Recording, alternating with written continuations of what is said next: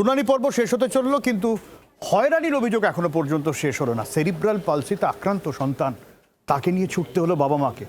25 kilometre দূরে স্বামী, সেখান থেকে স্ত্রীকে আসতে হলো। একের পর এক হয়রানির অভিযোগ আজ দিনভর। এসআইআর ভোটার শুনানির শেষ মুহূর্তে দিকে দিকে তরজা। 14 ফেব্রুয়ারি চূড়ান্ত ভোটার তালিকা প্রকাশ। সেই হিসেবে এসআইআর প্রক্রিয়া শেষ হতে 1 মাসেরও কম সময় বাকি। কিন্তু এই শেষের বেলাতেই হয়রানির অভিযোগ থামছে না।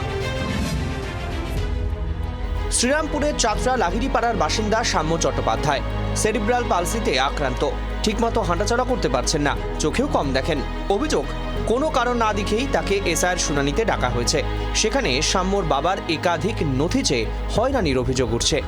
আমার 65+ বয়স। এই সময় তো আমি বাড়ি শিফট করেছিলাম, তা সেই জন্য আমার এখন কোথায় আছে আমাকে সেটা খুঁজতে হবে। এটা তো আমার পক্ষে এখন দেওয়া সম্ভবপর নয়। এখন আধার কার্ড দেওয়ার পরে যে বলছেন তা আমি খুবই ডিস্টার্ব ফিল করছি, আমি খুবই হ্যারাস হচ্ছি এরমভাবে। আমরা 2002-এর একদম বোনাফাইড ভোটার। আমরা এখানকার চিরকাল বাসিন্দা, 300 বছরের ওপর বাসিন্দা। তা আমাদের এরমভাবে হ্যারাসমেন্ট করা তো ঠিক নয়। এটা কারণটা পরিষ্কার আমাদের কাছে কিছুই নয় যে কেন ডাকা হচ্ছে। শুধু বলেছে কিছু একটা অমিল পাওয়া গেছে, তো অমিল পাওয়া গেছে। ভেতরে খুবই হেল্প করেছে যে ওকে নিয়ে যেতে হয়নি, আমার যেতে, দ্যাটস ব্যাপার। কিন্তু এই অবস্থাতে একটা ছেলেকে কেন, যার 50% সেইভাবে বলছে, তাকে কেন ডাকা হলো?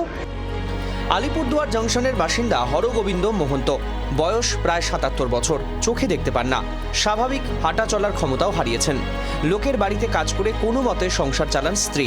বাড়ি থেকে 25 কিলোমিটার দূরে শুনানির ডাক পড়েছে দুজনের। অক্ষম স্বামীকে নিয়ে কাজ কামাই করে ব্লক অফিসে ছুটে এসেছেন মিনু। কাগজ করতে আসছিল ভোটের নাম ওঠাতে। কেন? ওই গন্ডগোল ছিল একটু, তার জন্য। দুজনেরই নামে প্রবলেম ছিল? হ্যাঁ। কি প্রবলেম ছিল? কি বললো? কি চাইলো? তা কিছু হবে না, হয়ে গেছে। চলতে পারে না, এই টানি টানি নিয়ে আসতে হয়। ট্যান্ডেটে নিয়ে আসলেন এই বিশেষ আলিপুরদুয়ার থেকে? হ্যাঁ, কি করবো। কমিশন বলেছে 85 বছর বা তার বেশি বয়সী ভোটারদের শুনানি কেন্দ্রে যাওয়ার প্রয়োজন নেই। অসুস্থ ও বিশেষভাবে সক্ষমদেরও শুনানি কেন্দ্রে যেতে হবে না। এই 3 ধরনের কোনো ভোটার যদি হাজিরার নোটিশ পান, তাহলে তারা চাইলে ইআরও, বিএলও বা এইআরওকে জানাতে পারবেন। পরে সংশ্লিষ্ট ভোটারের বাড়িতে গিয়ে শুনানির কাজ সারা হবে। কিন্তু সেটা কি শুধুই খাতায় কলমে? বিধান এবং তপনের রিপোর্ট, জি 24 ঘন্টা। বাংলার আওয়াজ, বাঙালির আবেগ, জি 24 ঘন্টা।